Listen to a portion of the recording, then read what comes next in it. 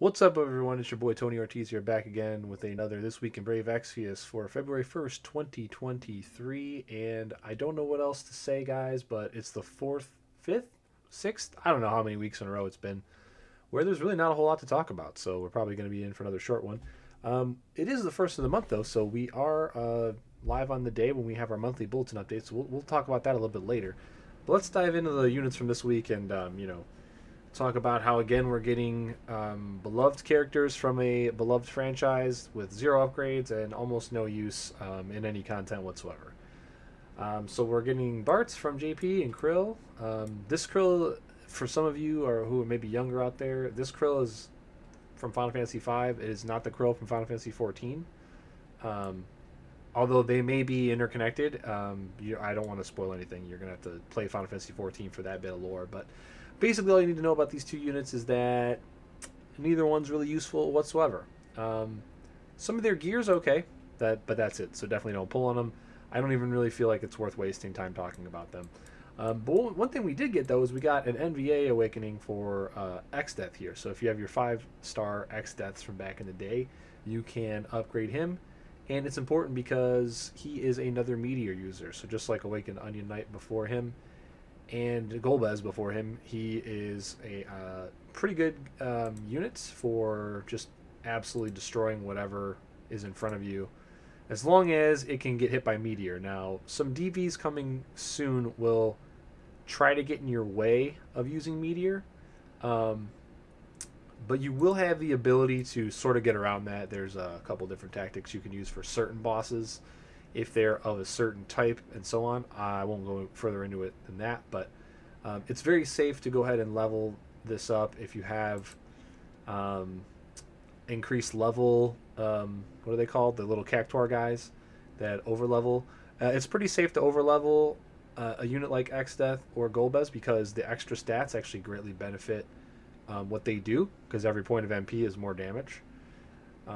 However, if you don't have a Dazzling Demoness card, you might want to solely focus on one of these.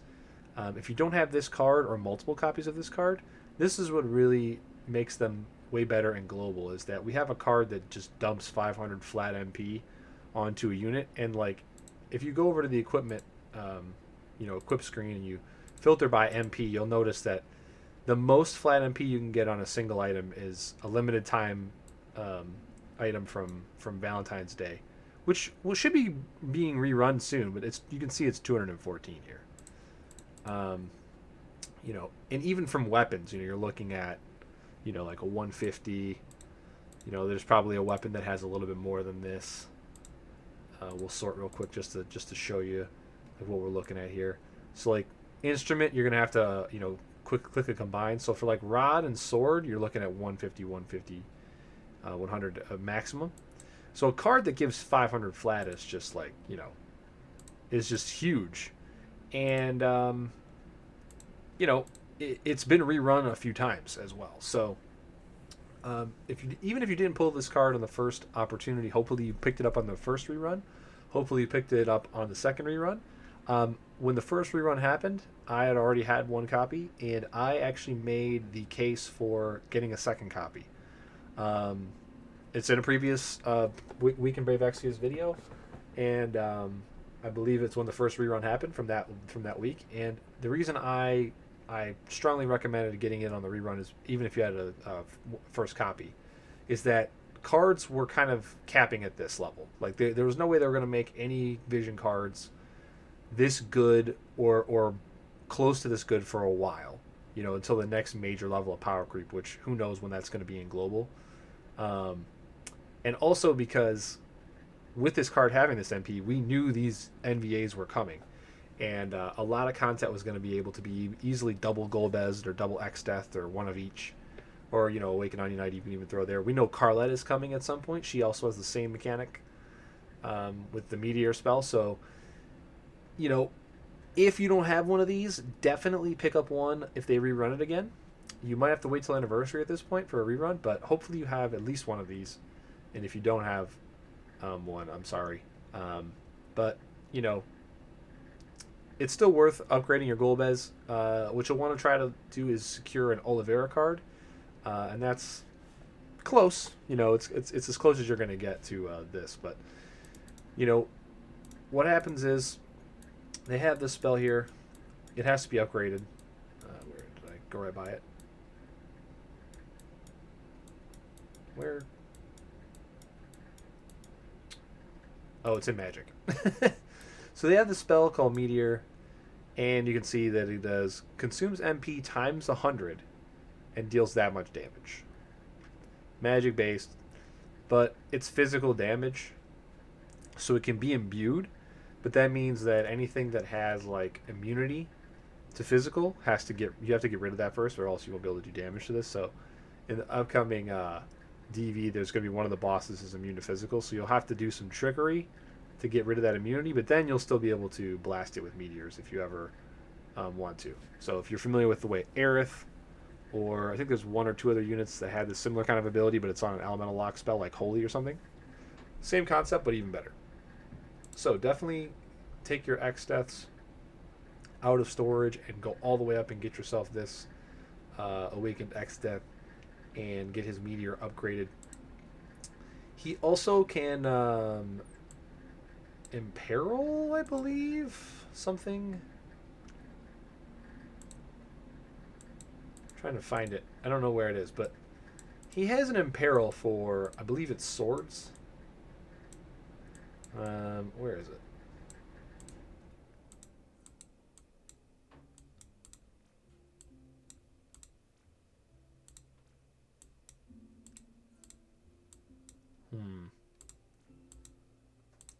He has a quadruple dark.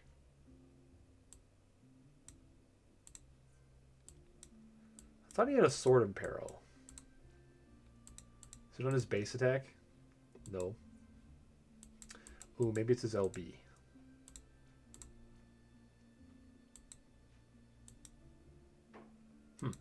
Nope. I thought he had an imperil somewhere.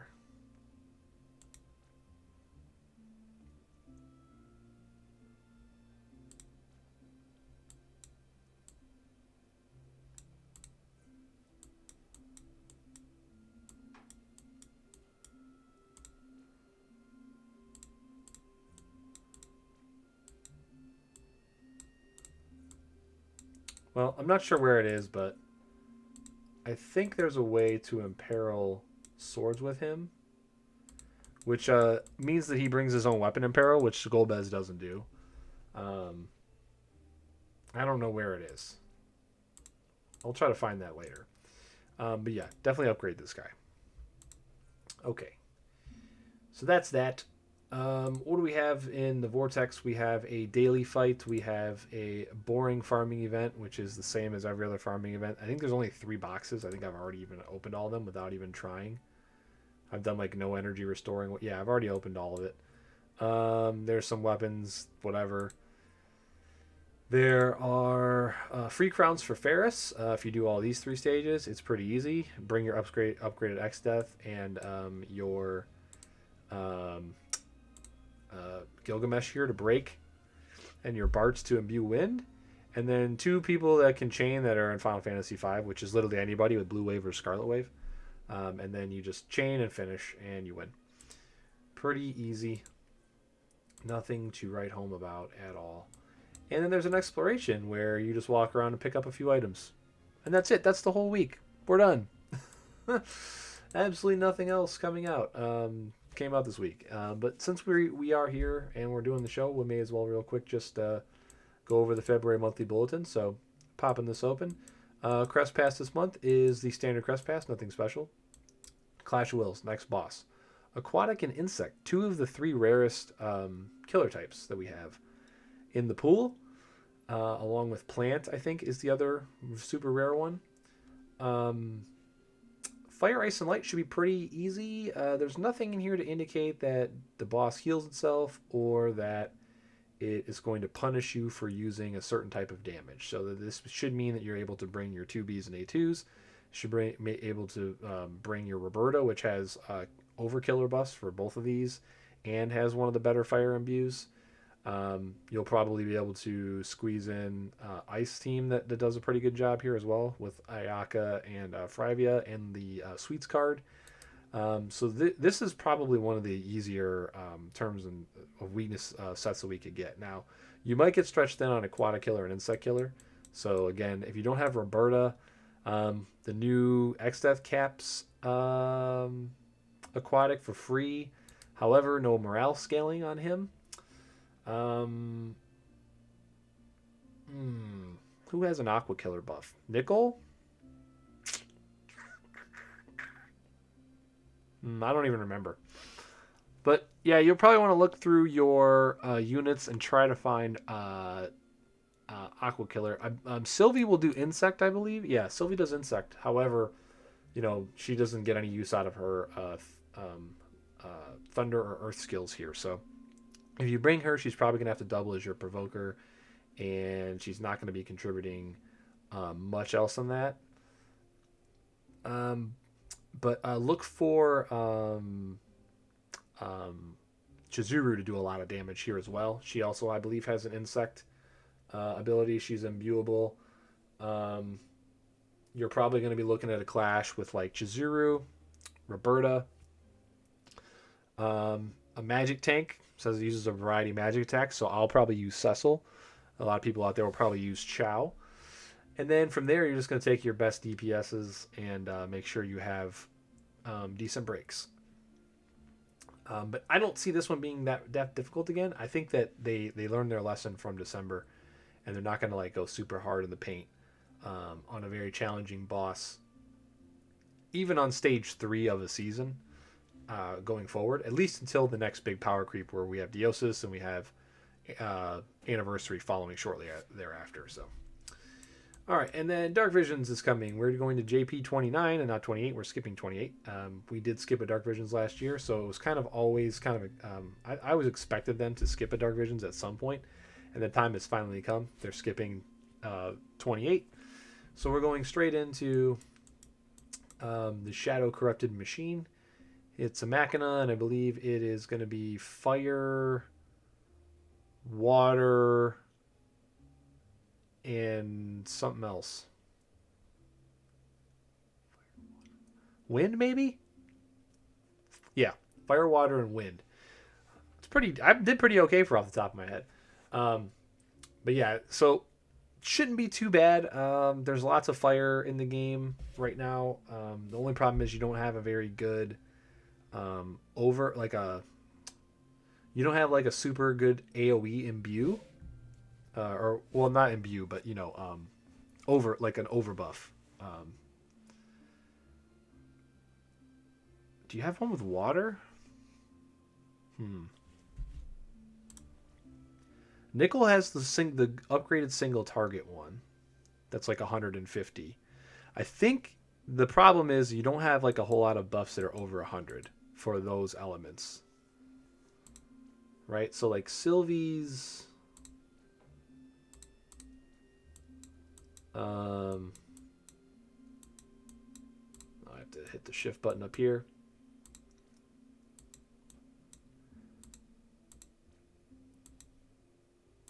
So yeah, so Sylvie has this rolling 100%, and I don't think there's 100% for fire or water or wind on a good unit. There's like what? Leftia has a fire that's 100, I think. So there's like no good morale unit that has what you're looking for. An amp, that's what it is. There's no great AoE amplify for any of these elements. So what you're probably going to end up having to do is focus on 1 or 2 damage dealers, and you might have to bring you're probably going to have Provoker / tank, or you might have a tank and a separate Provoker, and you're going to have to make, if you have a tank and a separate Provoker like Cecil and a Provoker, the Provoker will probably have to be your good amp, but that good amp person is just basically going to sit there and do nothing. The good thing though is that if it's fire and water, to contribute towards the actual damage turn on DV, you'll be able to equip either Scarlet or Blue Wave and just get them in on chaining. So, but they're not going to be contributing to your max DPS, and which you really, really, really want to do on the last boss. So it's going to be very interesting to see if like people just go for like a 65 or whatever AoE amp and ignore the 100% AoE amp for whatever element. And it's going to be interesting to see what gets more damage, because there's no good AoE amp for any of those elements. As far as I know, I mean, I couldn't think of one myself off the top of my head. Top content creators that talked about this yesterday. Pretty much, or not yesterday, but like early enough in the morning to where they're okay. So there's people that are already on February 2nd. With the way the world works, Eastern and Western hemispheres. So people in the Eastern hemisphere that saw this update like super early in the morning for us in the Western hemisphere, those who have talked about it said that those elements, pretty much aren't there. And if you go and look at the JP DV chart, the boss shows you what elements it's weak to, and you can kind of just figure it out from there. So yeah, I don't really think there's going to be a whole lot of strategies available. It's probably going to be pretty narrow on this one if you want to get a decent score and get into that enhanced sight or whatever it's called range. I personally don't care about it. I didn't even try to get top 1000 last time. I just tried to stay top 2000 to get my dark matter so that I could get my second DV weapon. So we'll see how it goes. We'll see what strats are available, what elements make the most sense to use, and all that. And that's pretty much it. We will just kind of go into a conclusion here of what to expect in February. Probably going to get a rerun of Valentine's Day units. So, your floating hearts and such will probably be available again. I don't think we'll get a Valentine's Day unit specifically, because right now with the way the calendar lines up, we're hitting Clash in the third week of the month. So the third Thursday, and for Valentine's Day in the West, that in the Western world, that's like going to be the week before, will be the closest to it. So there's a strong possibility that the Clash unit is just a random unit next month and has nothing to do with the Valentine's Day units, or isn't necessarily an MV remake of them. I would not expect that. And I think that you can learn from Lunar New Year and realize that they just picked Clayome seemingly out of nowhere to just all of a sudden be a Lunar New Year unit, and without it making really any sense at all. But yeah, the Clash in February, I think it's going to be similar to the Clash in January. It's going to be easier, and it probably won't be crazy hard. I don't think they're going to go crazy hard in the paint on Clashes for a little while. Probably not until the anniversary one, and then we'll get some really good anniversary units to probably help us out with those kind of with that kind of maybe extra more difficult clear. Depending on whether or not we get anniversary in June or July, that would be because so January, February, March, and then April, May, June. So we'll get anniversary in June, and so anniversary's Clash should be the hard Clash of that set of 3, and hopefully, that will be. They'll wait till then until they give us like a mega hard Clash, let people have time to adjust to this new, everything is neutered meta. So there you go. That's the episode for this week. If you want to watch us record these live, you can join us every Wednesday night over on Twitch TV. The link will be in the description box below. So please come on over, hang out with us over there. Follow me there. I typically, especially if the shows are shorter, will continue streaming after the show's over, and whether it's more Brave Exvius, whether it's other games. Right now, we're doing a new Mass Effect trilogy playthrough that I just started in this year, just last week, and we're almost all the way through Mass Effect 1 already. So I planned out basically a set of careers that I have not played yet on Legendary Edition. I played through everything and every combination possible over the years on console and the original PC releases. But we're playing the Legendary Edition version, and I kind of set up a playthrough structure to like play some stuff I haven't played on this generation of PC. And we're playing through that right now. So keep your eyes out for that. Keep your eyes out for Final Fantasy 14 maybe coming back into the fold sometime soon. and Final Fantasy IV randomizers is something else we do quite a bit. And then also sometime this month there may be a private invite into the Last Epoch multiplayer beta. If you like ARPGs, if you're a fan of like Diablo 2, Grim Dawn style ARPGs, that Last Epoch is a spiritual successor to those games. And it is launching a multiplayer beta in February, and then with hopes to launch multiplayer live into the game on March, and that launch will be the 0.9 patch. So like they're going to be gearing up for a full retail release probably sometime this year, as long as all this goes well. So you'll definitely see a lot of that once it goes into full. Everybody who's bought the game early access is allowed to play it with no restrictions. That will, I think, lift the NDA for streaming it. So you'll definitely see a lot of that coming in streams in the future. So we got a lot of stuff going on over here. Please come hang out with us over on Twitch. For my YouTube people, we're gonna try to do some more other videos related to things in the future. We'll see how it goes. But yeah, I've never really wanted to make money on this. I just kind of wanted to participate and be in with the community. But if you are a Final Fantasy Brave Exvius person, one thing I must also add at the very end here is there has not been a FFBE Fan Festa since the pandemic. And, the game has been up and down, of course, in that time. But one thing that's never gone down is the quality of the community. We've lost a lot of great community members to just other games. Some of them came back last year with how good Anniversary was, and unfortunately the ball's been dropped a bit since then. But it just kind of was a reminder to some of us in the community that things are not to be taken for granted. So what we would really like to do in the community is try to make a push for FanFesta to come back. It'll probably be the last one ever, considering the trajectory of the game, but the community is great, and I think that so many people that maybe even don't play anymore would be interested in doing this. So I'm kind of like pushing that. I'm sure there's going to be like some kind of hashtag or whatever. I will put it in the description probably. So tweet at the developers and especially the EN account, and let them know you want a Fan Festa, somewhere in North America, probably US or Canada, and I think we would get a decent amount of people to go out. I definitely would go, even though I'm not thrilled with the direction of the game at the moment. Like I said, I really like the people that play it. I'll follow them to whatever mobile game comes next, and I would love to meet up with them and kind of share our love for the game. Sort of like the unofficial live stream happens every year. I think we could probably do it without the developers' help, but I think that it's going to be way easier if they put any effort into it whatsoever. So yeah, hopefully we can make that happen. So FanFesta 2023, folks, there'll be a hashtag somewhere. Make sure you spam it in the live stream chats of the company when they do their live streams. Make sure you tweet at them, say you want it, and make some plans to maybe meet up with your fellow BE players, hopefully before the calendar year is over. All right, folks, we will see you next time this week in Brave Exvius, or hopefully on one of the other streams. It's Tony Ortiz here. We're signing off February 1st, 2023. Later.